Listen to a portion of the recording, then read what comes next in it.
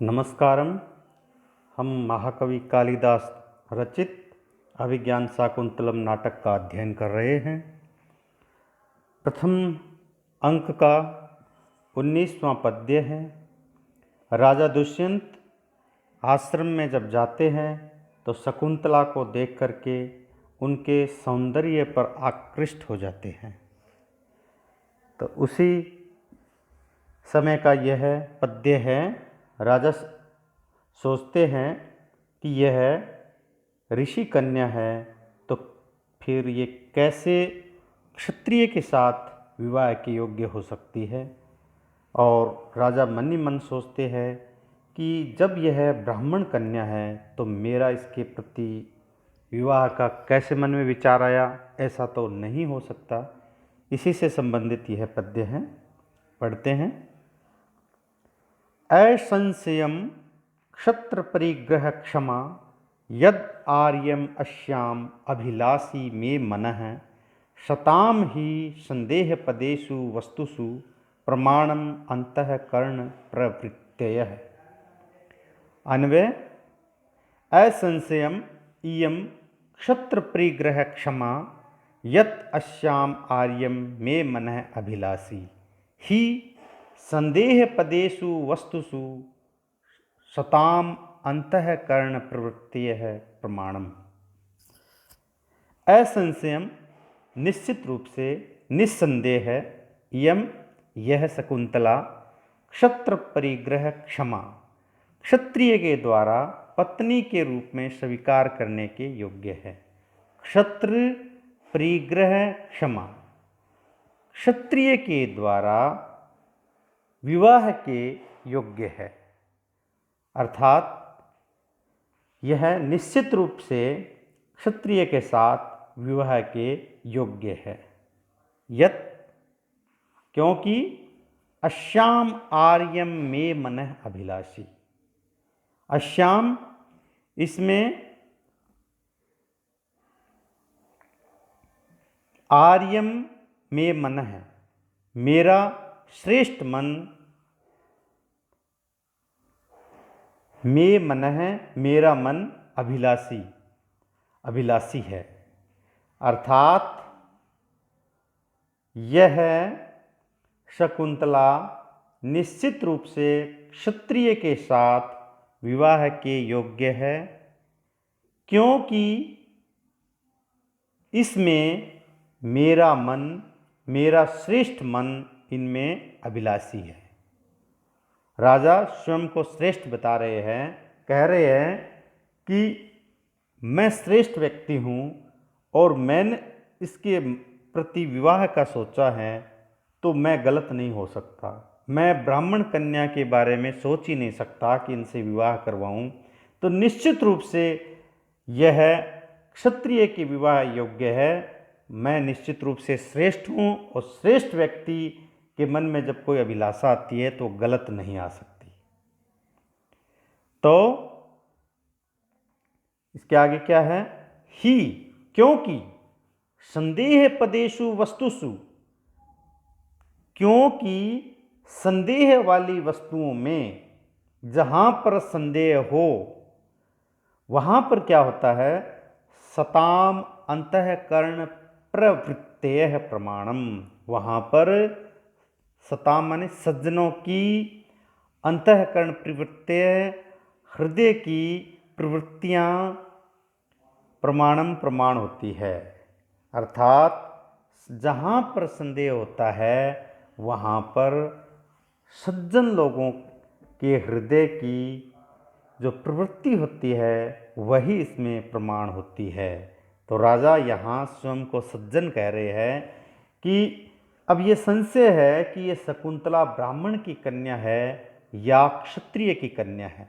यदि यह ब्राह्मण कन्या है तो इससे क्षत्रिय के द्वारा विवाह नहीं किया जा सकता, और यदि क्षत्रिय है तो ही इससे विवाह किया जा सकता है।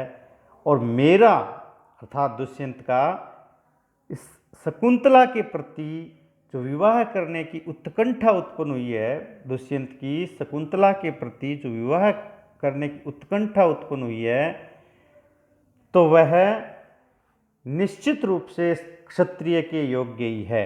यह शकुंतला निश्चित रूप से क्षत्रिय है, क्योंकि राजा दुष्यंत कह रहे हैं कि जहाँ पर संदेह होता है वहाँ पर श्रेष्ठ लोगों का हृदय क्या कहता है वही इसमें प्रमाण होता है। और राजा अपने आप को श्रेष्ठ कह रहे हैं कि मैं श्रेष्ठ हूँ और मेरा हृदय ये इसके प्रति अभिलाषी हो गया विवाह के लिए, तो निश्चित रूप से यह क्षत्रिय की कन्या है।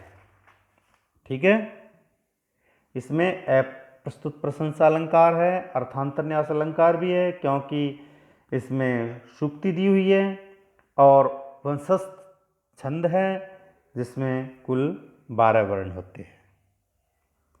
अब इसके बाद जब शकुंतला पौधों में पानी डालती है तो उसी समय एक भ्रमर है वह शकुंतला के मुंह के पास आ जाता है और फिर शकुंतला उस भ्रमर को अपने मुंह से अलग करने का प्रयास करती है।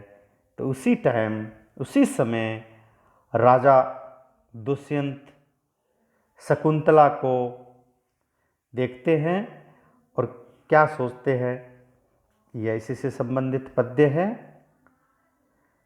चलापांगाम दृष्टिम स्पृशसि बहुशो वेपथु मतिम रहस्य आख्यायी इव श्वनसि मृदु कर्णांतिकचरः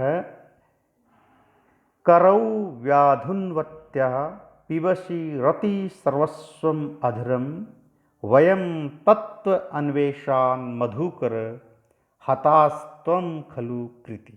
एक बार फिर पढ़ता हूँ। चलापांगाम दृष्टिम स्पृशसि बहुशो वेपथु मतिम रहस्य आख्यायी इव स्वनसि मृदु कर्णांतिकचरः करौ व्याधुन्वत्यः पिबसि रति सर्वस्वम अधरम वयम तत्व अन्वेषान मधुकर हतास्त्वं खलु कृति। अन्वय। हे मधुकर, हे मधुकर, हे भ्रमर, त्वं चलापांगाम वेपथुमतिम दृष्टिम बहुशः स्पृशसि रहस्य आख्यायी इव कर्ण अंतिकचरः सन मृदुश्वनसि करौ व्याधुन्वत्यः रति सर्वस्वम अधरम पिबसि वयम तत्व अन्वेषात् हता त्वं खलु कृति।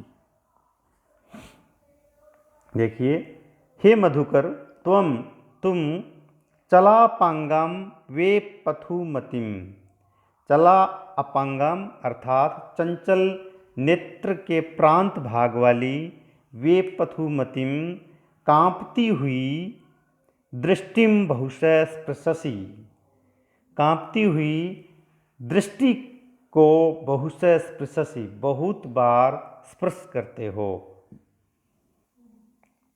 दुष्यंत भ्रमर को कह रहे हैं कि हे भ्रमर, तुम चलापांगाम वेपथुमतिम चंचल नेत्रों वाली तथा कांपती हुई दृष्टिम बहुशः स्पृशसि कांपती हुई दृष्टि को तुम बार बार स्पर्श करते हो।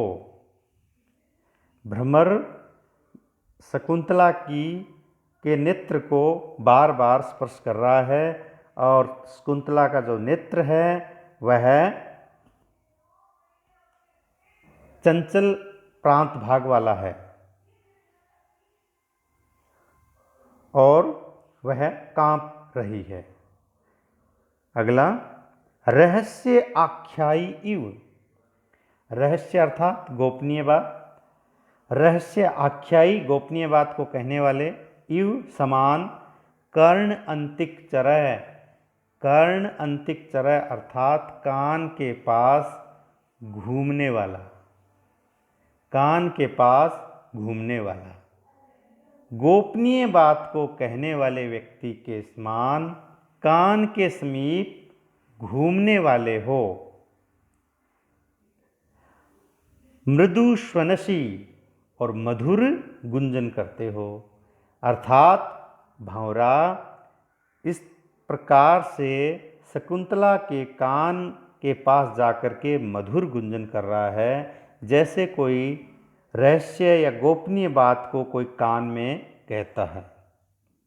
करौ व्याधुन्वत्यः, करौ व्याधुन्वत्यः, हाथों को हिलाती हुई, के रति सर्वस्वम अधरम पिबसी, हाथों को इधर उधर हिलाती हुई इस शकुंतला के